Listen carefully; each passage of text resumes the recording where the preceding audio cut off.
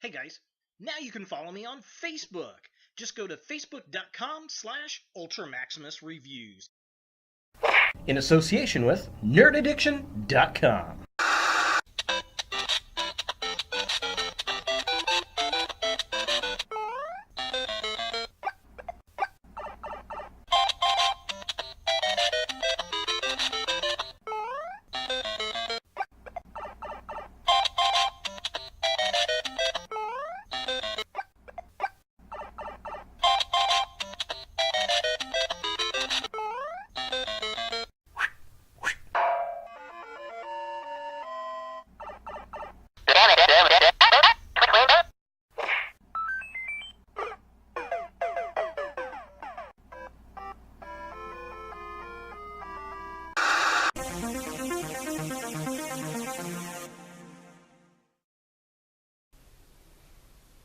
Hello YouTube, Ultra Maximus back with another toy review, and today we're taking a look at a Funko set. It's Ready Player One. Now this is a set I got from FYE.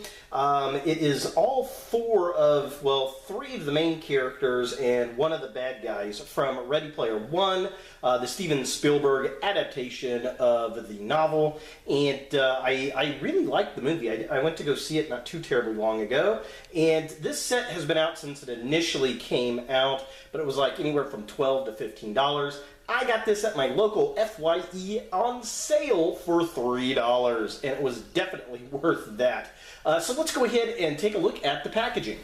So here we have the Ready Player One figures in the packaging, and we get 4 figures. We get 3 of the good guys and 1 of the bad guys. Now, they're in a 3 3/4 inch scale, which, that's okay.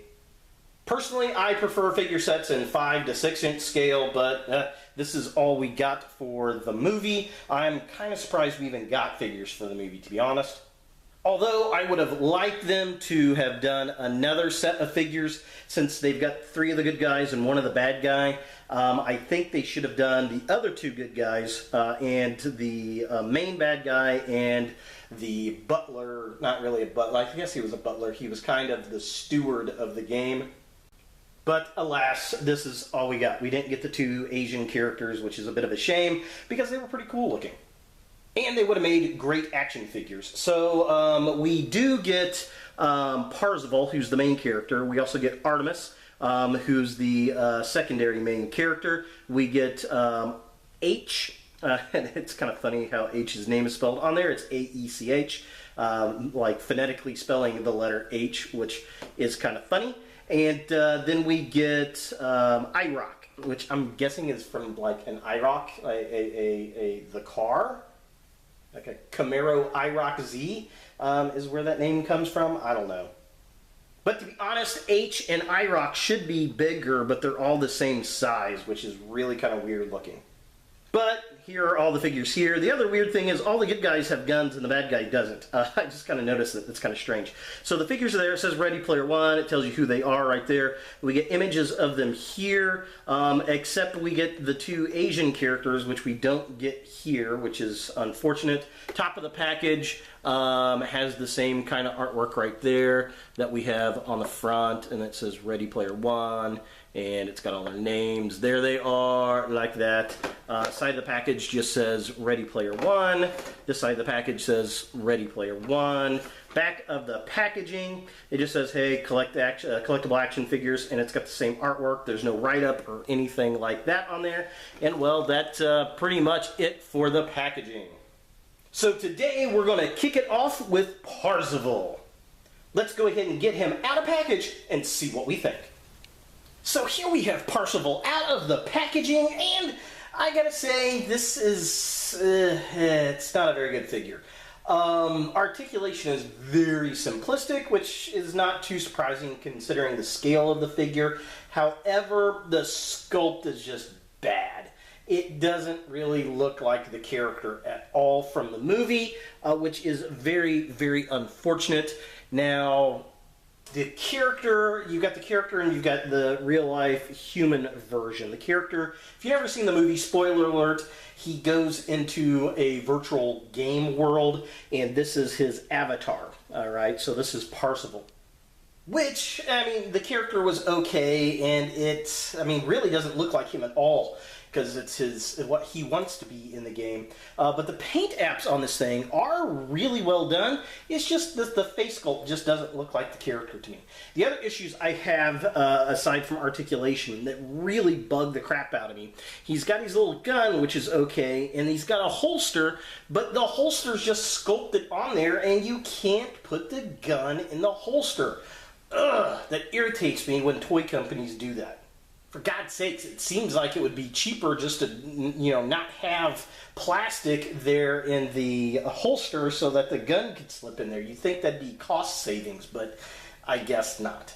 So yeah, I mean, it is what it is. I wish these figures were actually in the 6-inch scale. I think the sculpts would have been better because it's a little bit harder to get the sculpts right when they're in such a small scale like this. Now, as far as articulation goes on this guy, he does have a ball joint. He can look down that far, he can look up that far in his head. His head spins all the way around. His arms go up, not all the way because of his jacket, and they go back about that far. He's got a single joint on his arm there, and then the arms come outward like that, which is kind of nice. There is nothing at the waist. His legs kick up that far. They don't go hardly back at all. And then he has a single joint at the knee, and that's pretty much it for the articulation on him. So taking a closer look at the figure itself, paint looks really, really good on the figure. It's just not sculpted very well in the face. It doesn't look like the character to me at all. The little denim jacket looks good with the little buttons. The tattoos that he's got on his arms look good. We get the blue ones on that side, and then we get the little golden cross on the back. That looks really good. All the tattoos, the sleeve down on the left arm looks nice. I like the hair. I like how it's faded. It's kind of that white to light blue to a dark blue. That looks really, really good. Overall, the paintwork on this figure is done really, really well. It's just a shame that it doesn't look like the character. And then taking a look at the lower half of the figure, again, I like the sculpt, I like the paint. He's got a very Han Solo kind of belt going on here, the silver buckle, the leather all the way around his blue jeans, got the black. I love his shoes. I like the way the sneakers look. He's got the golden wings on the back of the pants. Kind of reminds me of, was it Ed Hardy trucker hats back in the day? What that kind of reminds me of a little bit. Or maybe it's supposed to be Kid Icarus. I don't know. But they're painted well. I like the gold and the wings. The design is really, really good. But those shoes really stick out nice and bright. And they're just really well done. It's a good paint job. I can't complain. For comparison, here we have Parzival with the Putrid Pizza Grocery Gang figure and with his wave mate Artemis. As you can see, these figures are about the same size as the Grocery Gang figures, so they're not very big at all. And I just now noticed, after seeing the movie, playing with these action figures for about a day or so, the boy is blue and the girl is pink. Really? That's pretty damn basic. So is Parzival from Ready Player One a figure that you want in your toy collection? Well, if you liked Ready Player One, if you like the book, if you like the movie, this might be something you're after. If you haven't seen the movie, you haven't read the book, this is an easy pass. To be honest, even if you're a fan of Ready Player One, this could really be an easy pass. Unless you get it on sale. This is not a set that's worth $15 at all, I don't think.